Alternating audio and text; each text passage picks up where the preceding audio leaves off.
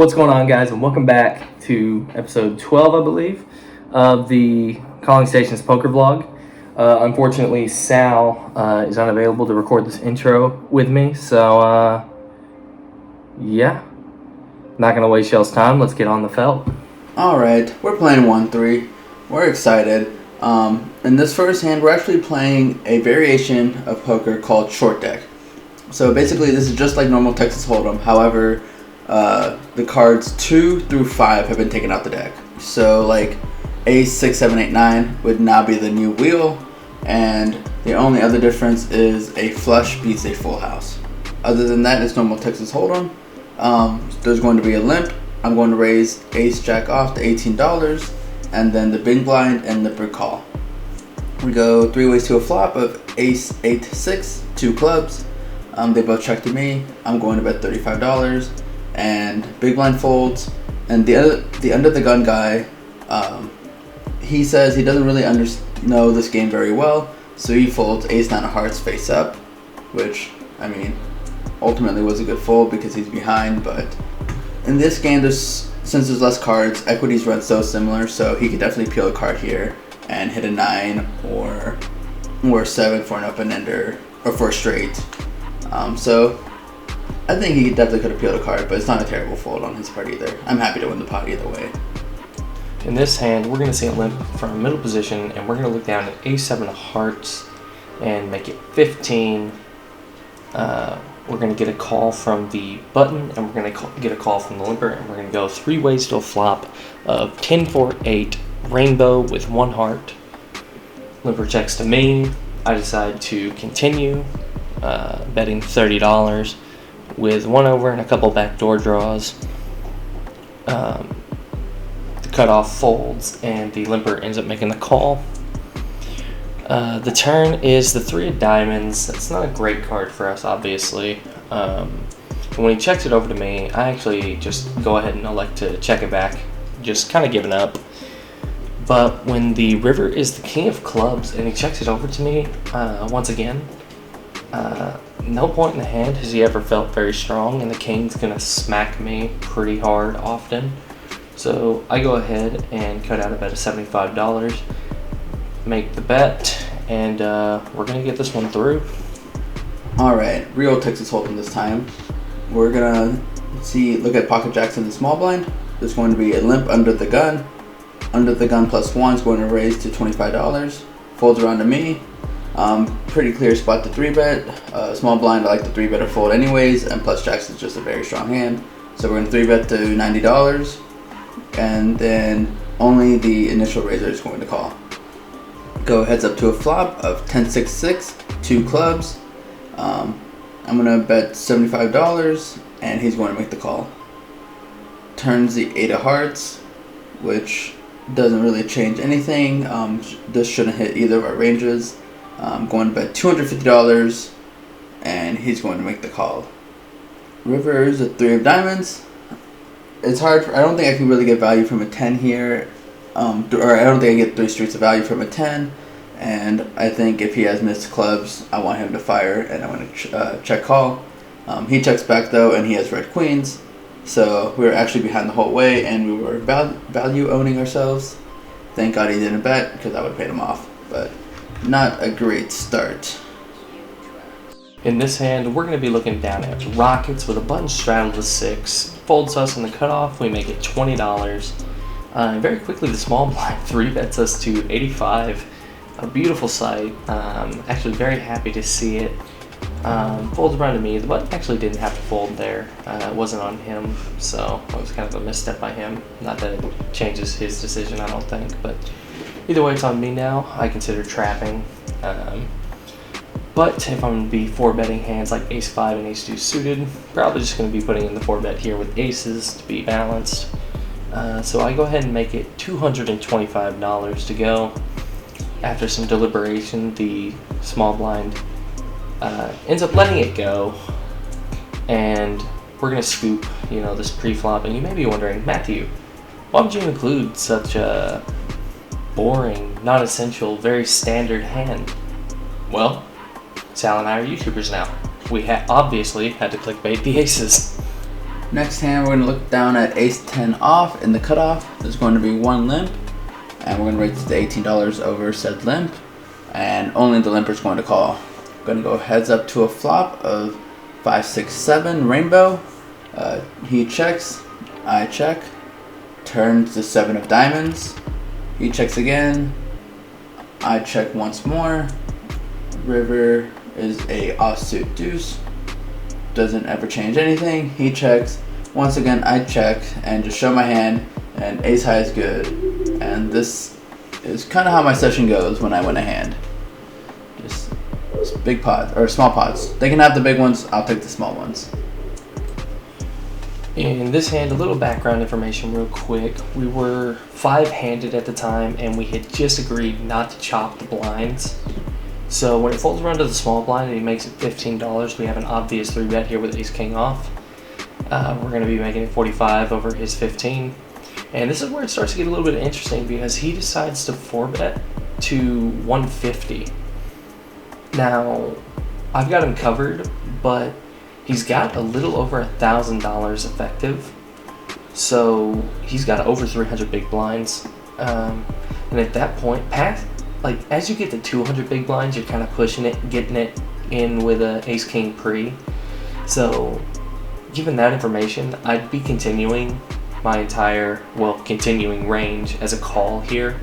I don't think this deep I'm going to be putting in a lot of 5-bets. I don't think I'm going to be putting in any. So, I go ahead and make the call, and we're going to be going heads up to a flop of king, queen, 10, rainbow. He ends up thinking about it for a little bit, deliberating, and he ends up betting 200. We make the call, having top, and the turn is an inconsequential 4 of clubs. It does bring the backdoor flush draw, but when he 4-bets, especially holding the ace of clubs here, it's a really bad card for me because that blocks all of his bluffs if he does decide to continue, like he does when he jams for roughly 750-ish total. I wish he would have jammed quickly. Then I could have just called it off, and if I lost, called it cooler or whatever. But no, he took his time. He was deliberate, counted out his chips, and then he moved in for 750. I tanked over this decision for a very long time, kind of knowing I was beat, but sometimes you've got to try to convince yourself to make a bad call. And I'm not saying I honestly don't know what to do in this situation. This player was very straight up. If he was bluffing, he was just going to get one through on me. But there aren't a ton of natural bluffs. I guess if he has king jack, queen jack, jack 10 suited, hands like that, maybe. I really don't know. Possibly pocket jacks turning into a bluff, but I don't know if they want to. But either way, this player was pretty straightforward. Hadn't given me any reason to believe he was pulling anything too crazy. So I do eventually go ahead and take one last look at my hand and make the fold. Don't know if I was right or wrong, but I'd be willing to bet about $750 that I was right. In this next hand, we're going to look down at pocket eights in middle position. There is a straddle on, so I'm going to raise it to $20. Matt calls to my immediate left, and the straddle's going to call. I'm going to go 3 ways to a flop of 6-4 deuce with 2 hearts. Straddle checks. I'm going to put out a C-bet of $25. And Matt is going to decide that's not enough and raise it to $80. The straddle's going to fold, and I'm going to end up making the call. We still have an overpair. He could be bluffing hearts, or ace 3, ace 5, turning that into a bluff. Either way, so we end up making the call. We go to a turn that is the 5 of hearts. I check to him. He bets $120, and this was just the worst card. on the deck. His bluffs not get there. He has a hand like ace 3. That beats us. And so we end up making the fold. He doesn't show, of course, or tell me what he has. So, still don't know, but we're forced to fold, so on to the next one. So, after getting demolished at the 1-3 game, I decided to move over to Dealer's Choice. In case y'all don't remember, it's going to be 1-2 with a mandatory straddle to 10 on the button. So, it's basically 1-2-10 game. It's going to be 6 limps to me, and I like down at Broadway with double suited Broadway, essentially. Suited to the ace and the king. I'm going to bump it up to $80, and I get 5 calls. So, no shortage of action here. We're going to go 6 ways to a flop of ace 5-4 with 2 hearts. Checks to me, nut flush draw, top pair. I'm going to definitely be betting here, bet $300, and I only get 1 call. The turn is the ace of diamonds, so now we have nut flush draw, top trips, and 4 overs to the 5-4 to make a boat. And he guy checks over to me. I move all in for about $480, and he ends up making the fold, which, you know what, I'm okay with. I mean, I made like $600 that hand without even seeing a showdown. I'll take it. So in this hand, we're going to be playing 5-card high only, and we're going to look down at King Jack 10 9 4, with a couple suits to the king and a suit to the jack. I go ahead and limp in on the button because raising just blows the pots in these games. I like to maybe play a little bit of pot control. I'm sure Sal will laugh in my face for that, but oh well, I'm not as good at the mixed games as he is. What can I say? So we're going to be going 6 ways to a flop, which is pretty good. The flop is Queen 8 7 with 2 diamonds and 1 heart. So we're going to be flopping, a bit of a wrap here. So when he checks around to the player in the cutoff, who bets $15, I'm getting a really good price. No reason to do anything other than call here. And we're going to get 1 other call. So we're going to be going 3 ways to a turn, which is the 4 of spades. 5-6 gets there, but still doesn't really change anything. So when he bets 25, I'm getting a phenomenal price, and I don't think he's super strong, but I figured if I was going to make a move, I'd probably wait till the river.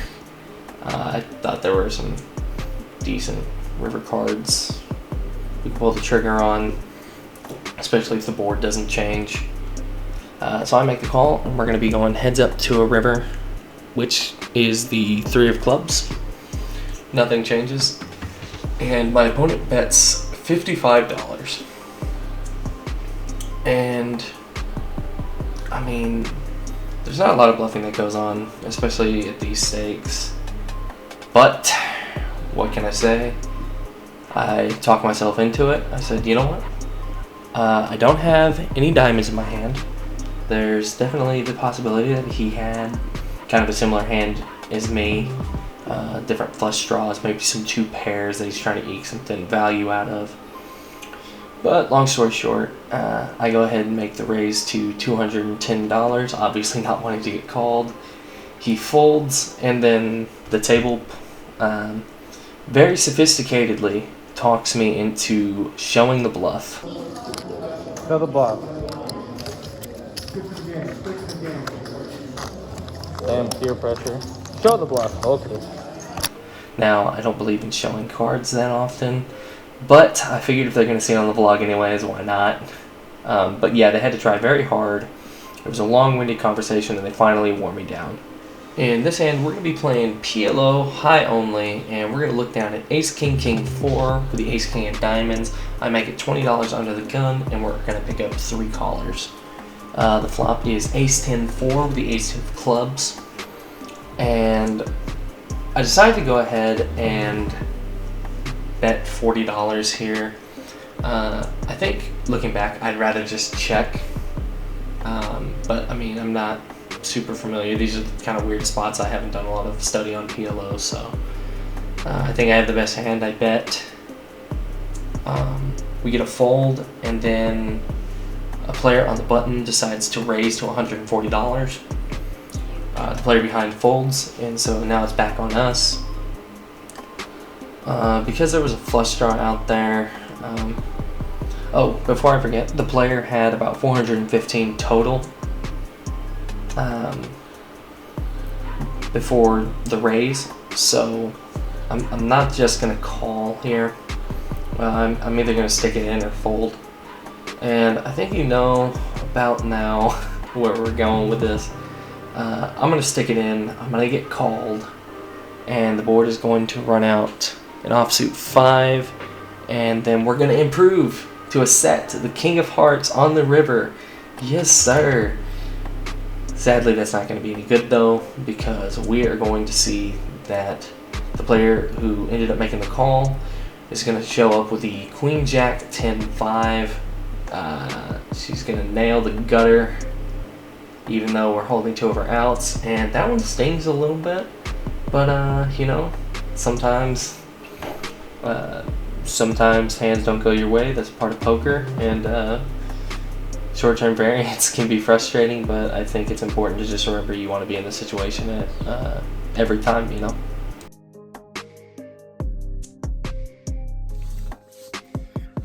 What's going on, guys? Just finished up a session here at the Hideaway. In the game for 16.20, out for 25.85. So nice little win there. Sadly, towards the end of the session, somebody wasn't very comfortable with us recording, which is fine. You know, don't want to put anybody in a weird spot or make them feel uncomfortable, so not going to record if they ask us not to. But session was kind of grindy up and down at the start, and then we just, you know, we got short-handed and got a few key bluffs through, and then we got called when we just had the stones. That's always helpful. But yeah, kind of a grindy session. Put in about 8 hours, so it's nice to book a win. You know, you're gonna go through dry spells. Had a few rough sessions, but always nice to get the momentum back in your direction. And I guess by the power of editing, we'll cut to something. I don't know what. I will be as surprised as y'all about now. About now. Cut to something right now. About now, he says. Why? What, did I have a plan? Was this going somewhere? Why are we cutting the editing? This literally does not add anything. There's no content to be had here. Just go to the outro. Right now. I mean, what was I thinking? Oh, well, either way, Sal's not here for the outro. It's kind of scuffed a little bit, but that's all right. Again, thank y'all so much for watching. We really appreciate it. The continued support means so much to us. I mean, it's wild. I mean, we're closing in on 1,000 subscribers now. Sal and I couldn't have even began to think that was even possible. You know, this started off as a fun thing between 2 friends, and it's growing really fast. So, you know. Thank y'all so much, and now I am legally obligated as a YouTuber to tell y'all to like, comment, and subscribe, and we'll see y'all in the next episode.